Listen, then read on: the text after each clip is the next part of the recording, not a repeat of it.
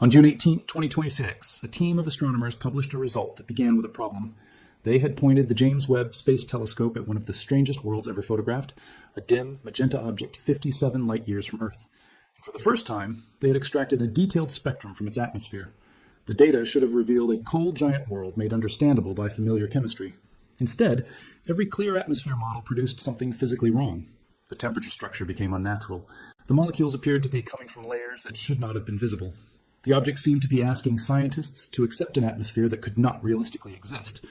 Then the team added clouds. Not ordinary water clouds, not ammonia clouds, not the silicate clouds expected on hotter worlds. They added clouds made from salts and mineral condensates. Suddenly, the impossible atmosphere began to make sense. The object is called GJ504b, but for more than a decade it has been known by a far more memorable name, the Pink Planet. It was discovered in 2013, orbiting a sun-like star in the constellation Virgo. In early images, it appeared unlike the fiery young exoplanets astronomers had photographed before. NASA described its possible appearance as a dark cherry blossom, a dull magenta world still glowing with heat left over from its formation. Yet the nickname created a mystery that the first images could not solve. What was inside this atmosphere? Why did its light behave so differently from other directly imaged worlds? Was this object really a planet at all, or something closer to a failed star? For 13 years, GJ504b remained visible but almost unreadable. Astronomers could detect it as a faint point beside its much brighter host star. They could measure its brightness through selected filters. They could identify methane absorption and estimate a rough temperature. But they could not obtain the continuous, detailed spectrum needed to reconstruct its atmosphere. Some teams spent entire nights using the largest ground-based telescopes available and still failed to separate enough of the object's light from the glare, thermal noise, and Earth's own atmosphere. The Pink Planet was not hidden because it was far away by galactic standards. It was hidden because it was cold, faint, and positioned beside a star that overwhelmed it. That is where James Webb changed the story. Webb does not merely take sharper pictures. Its enormous mirror, cold operating environment, and infrared instruments allow it to collect forms of light that are extremely difficult to study from the ground. For GJ504b, the researchers used Webb's near-infrared spectrograph, or NIRSpec, to examine wavelengths between about 2, 9, and 5, 3 micrometers. Instead of seeing one pink dot, they broke the object's infrared glow into thousands of narrow wavelength channels. In those channels, molecules removed specific pieces of light, leaving absorption patterns like fingerprints. Webb turned a mysterious color into chemistry. The observation itself lasted roughly 2 hours. That fact alone showed how much the technology had changed. Ground-based astronomers had previously stared at the system for a full night without obtaining a usable spectrum. Webb collected enough light for the team to detect the companion at extremely high signal-to-noise after advanced processing. But the raw data did not arrive as a clean portrait. The host star was still vastly brighter than the companion. The researchers had to model the telescope's point spread pattern, remove starlight without erasing the planet, track instrumental effects, and use a forward modeling framework to recover the faint spectrum buried underneath.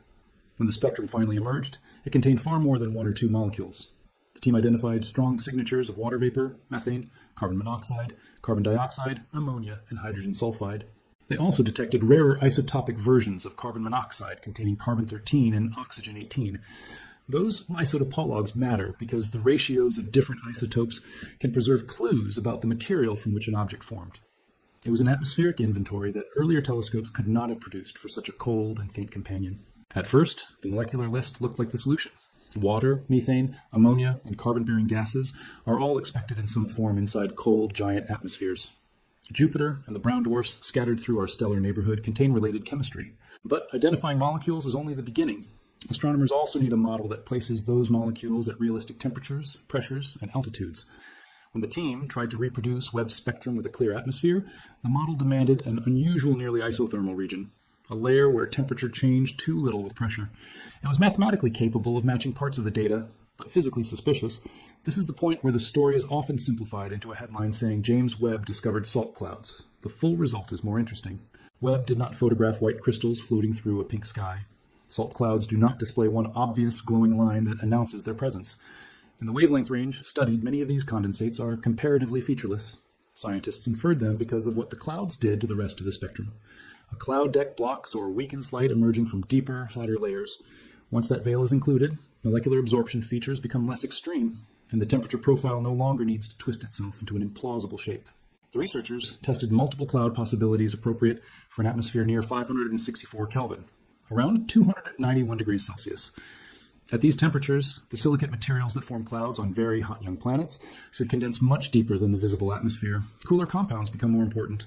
The models explored condensates including sodium sulfide, manganese sulfide, and combinations involving potassium chloride and zinc sulfide.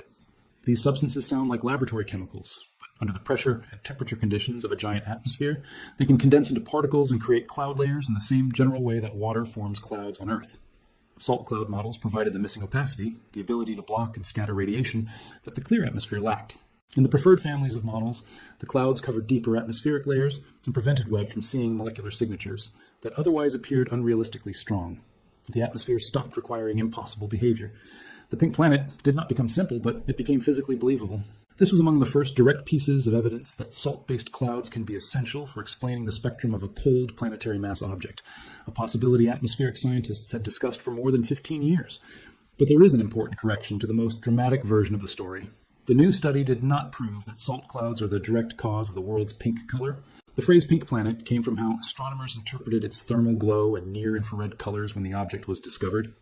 The new result explains why its infrared spectrum behaves the way it does and reveals a clouded, chemically rich atmosphere. It does not provide a simple formula saying salt equals pink. The real breakthrough is deeper. Webb finally revealed what kind of atmospheric structure could hide beneath that famous magenta appearance. To understand why GJ504b remains so difficult, imagine trying to study a warm ember beside a stadium floodlight. The object orbits a star similar to the Sun, while producing no visible light of its own through ordinary hydrogen fusion. It shines mainly because it is still releasing internal heat. Giant planets and brown dwarfs are born hot, then slowly cool and fade for billions of years. GJ504b is now estimated to have an effective temperature of 564 Kelvin, far cooler than the 1,000 to 2,000 degree Fahrenheit worlds commonly targeted by early direct imaging surveys. Cold objects release much less infrared light, and their molecular absorption can remove much of what remains. Its orbit makes the system even stranger. GJ504b lies at a projected separation of roughly 5 astronomical units from its star. 1 astronomical unit is the average distance between Earth and the Sun. Jupiter orbits at about 5. 2 astronomical units, so the pink planet appears nearly 9 times farther from its star than Jupiter is from ours. NASA's catalog gives it an orbital period of roughly 260 years, though only a small part of that orbit has been directly observed. Its wide separation helped astronomers photograph it because it appeared farther from the star's glare, but that same distance created a formation puzzle. The standard model for building a Jupiter-like planet is core accretion. Dust grains collide, become rocks, then planetesimals, and eventually form a solid core massive enough to capture gas from the surrounding protoplanetary disk. The process works most efficiently where enough solid material can gather before the disk disappears. A sufficiently massive cold disk can fragment under its own gravity, collapsing directly into giant companions far from the star. There is also a more star-like route, in which a molecular cloud fragments and creates a low-mass companion, much as it would create a binary star. The new Webb data matter because atmospheric composition may distinguish between these histories. A planet that grows through core accretion can collect large amounts of solid material, enriching its atmosphere with elements heavier than hydrogen and helium. An object formed through star-like collapse may more closely resemble the composition of its host star. The retrieval from Webb's spectrum suggests that GJ504b is metal-rich. In astronomy, metals means nearly every element heavier than hydrogen and helium, not just iron or nickel. The study found a metallicity around 0, 67 decs, above the solar reference in its atmospheric model, corresponding to several times the heavy element abundance associated with the Sun. Carbon appeared enhanced relative to the host star, with oxygen possibly enhanced as well, while sulfur appeared more similar to the star. That pattern tentatively supports a planet-like formation process, but the researchers were careful. The uncertainties do not eliminate a star-like origin. And then there's the mass problem. When GJ504b was announced in 2013, the host star was thought to be young, around 160 million years old. A young object can be bright while still having relatively little mass because it has not had time to cool. Using that young age, early models estimated a mass of only a few Jupiters. That made GJ504b famous as one of the lowest mass planets ever directly imaged around a Sun-like star. But later studies challenged the age of the system. If the star and companion are billions of years old, the companion must be much more massive to remain as bright and warm as observed. The new Webb analysis favors an age between about 2, 5, and 4 billion years, and a retrieved mass near 25 times Jupiter's, with a broad uncertainty range. At that scale, GJ504b ice sits in the ambiguous territory between superjupiters and brown dwarfs. Brown dwarfs are often described as failed stars because they are not massive enough to sustain ordinary hydrogen fusion, although some can fuse deuterium during part of their evolution. A commonly used dividing line is around 13 Jupiter masses, but nature does not label objects according to human categories. Formation history may be more meaningful than mass alone. This means the pink planet mystery is not fully closed. Webb has transformed the atmospheric mystery, but the identity mystery remains. Is GJ 504b a planet that became extraordinarily massive and formed at a very wide orbit? Is it a brown dwarf that formed as a tiny stellar companion? Did it form closer to the star before gravitational interactions pushed it outward? Was another massive object once present in the system? The new spectrum narrows the possibilities, but it does not deliver a final birth certificate. The atmosphere itself adds another complication: disequilibrium chemistry. In a perfectly calm atmosphere, chemical abundances would adjust to local temperature and pressure. Molecules favored in deep, hot layers would remain deep, while molecules favored in cooler upper layers would dominate above. Giant atmospheres are not calm. Convection and large-scale circulation can pull gases upward faster than chemical reactions can transform them. The Webb spectrum shows evidence that the chemistry of GJ 504b has been disturbed by this vertical mixing. Carbon monoxide is especially useful here. At the temperatures visible in the upper atmosphere, methane may be favored, yet carbon monoxide can be transported upward from hotter depths and remain detectable. Ammonia and nitrogen chemistry can behave similarly. By measuring multiple molecules at once, scientists can estimate how vigorously the atmosphere mixes and how quickly material moves between layers. The salt clouds, therefore, do not exist as a decorative ceiling. They are part of a moving system in which heat, gases, and particles rise and sink through an atmosphere under enormous gravity. The estimated surface gravity is far stronger than Jupiter's, because the object may contain roughly 24 Jupiter masses, while remaining close to Jupiter in size. There is no solid surface on which a spacecraft could land. Descending into GJ 504b would mean falling through increasingly dense gas, passing through cloud decks made from exotic condensates, and entering pressures high enough to transform matter in ways difficult to reproduce on Earth. The pink exterior is not a gentle landscape. It is the glowing top of an atmosphere that becomes darker, hotter, and more compressed with depth. What would those salt clouds look like? No telescope has produced a normal photograph of them, so every visual scene remains an informed interpretation. They may consist of tiny particles of compounds such as potassium chloride, zinc sulfide, sodium sulfide, or manganese sulfide suspended in the atmosphere. Different particle sizes would scatter and absorb radiation differently. Some clouds may form broad decks, others may break into patches or storms. Under the world's strong gravity, particles might settle quickly unless powerful vertical motion continually lifts new material upward. That uncertainty is important because cloud physics is one of the largest obstacles in exoplanet science. A spectrum is not a direct chemical sample. It is light filtered through an atmosphere. Clouds can hide molecules, flatten spectral features, and create degeneracies where very different combinations of temperature, chemistry, and cloud thickness produce similar observations. If scientists ignore the wrong cloud species, they may infer impossible abundances or incorrect temperatures. GJ504b is a warning that cold exoplanets can conceal their true atmospheres behind condensates that barely announce themselves. The result also changes the strategy for studying future worlds. James Webb was designed to observe everything from the first galaxies to nearby planetary systems, but high-contrast spectroscopy of faint companions is among its most demanding tasks. For GJ504b, the team demonstrated that NIRSpec could separate a companion at contrast below 1 part in 10,000 in processed data and extract a moderate resolution spectrum. That method can now be applied to other cold objects that were discovered by imaging, but remain too faint for detailed spectroscopy. These targets form a bridge between hot young exoplanets and the giant planets in our own solar system. Jupiter's upper clouds are made largely from ammonia ice, with water clouds expected deeper below.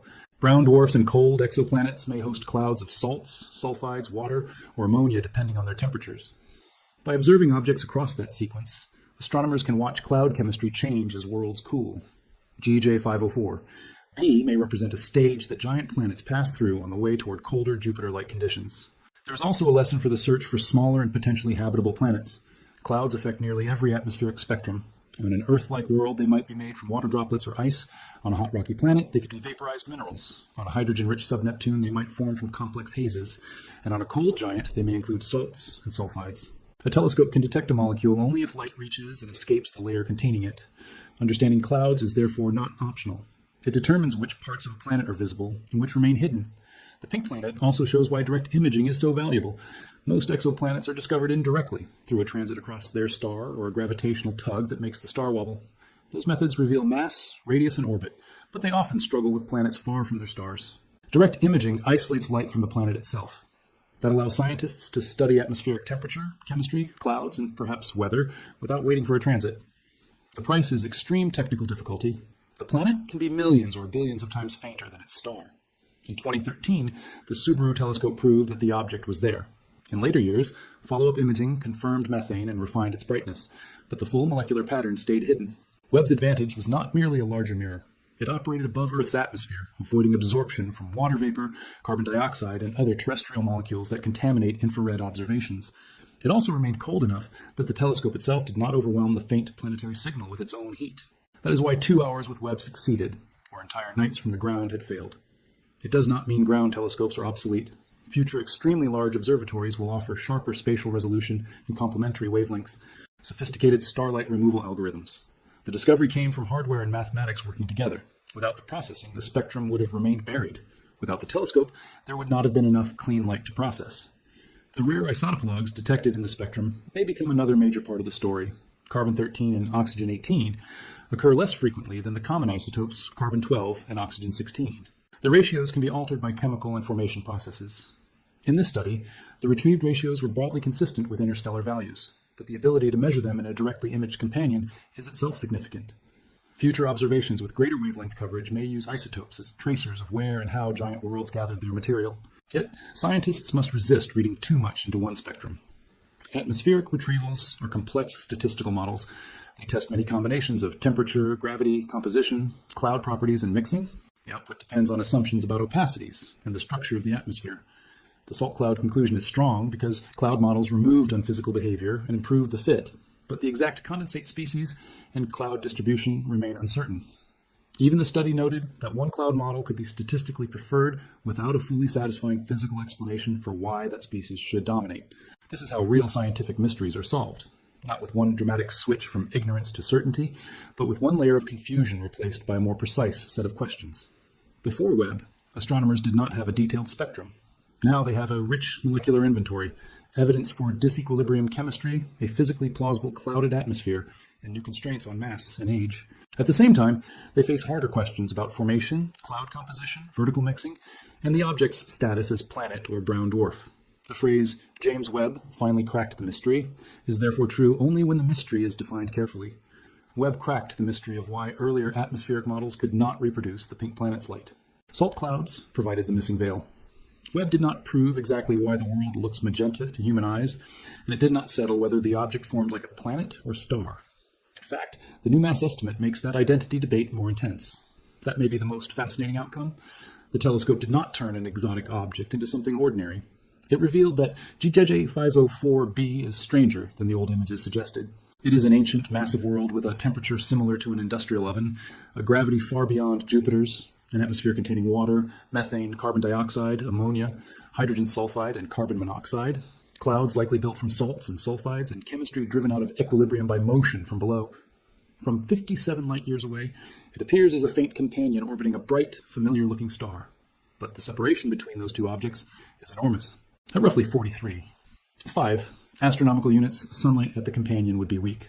The world's glow comes primarily from within, from heat slowly escaping after billions of years.